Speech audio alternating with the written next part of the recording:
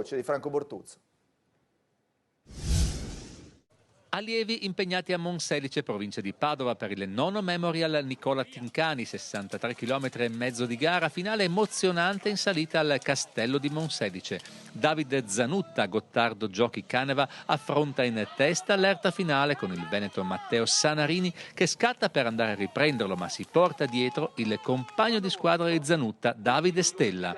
Il sedicenne campione regionale Friuli Venezia Giulia su strada e campione italiano in pista nella Madison, proprio con Zanutta, supera entrambi di slancio e vince nettamente. Bis stagionale per Stella, che aveva rotto il ghiaccio in aprile a Variano di Basigliano, provincia di Udine. Per lui media di quasi 41 orari. Caro Beppe, abbiamo visto tanti validi giovani, speriamo che tra qualche sì. anno ci regalino soddisfazioni. Ne abbiamo bisogno, ce n'è bisogno sicuramente, andiamo a cicli e purtroppo è così. In questa primavera siamo stati grandi nel ciclismo femminile e speriamo che presto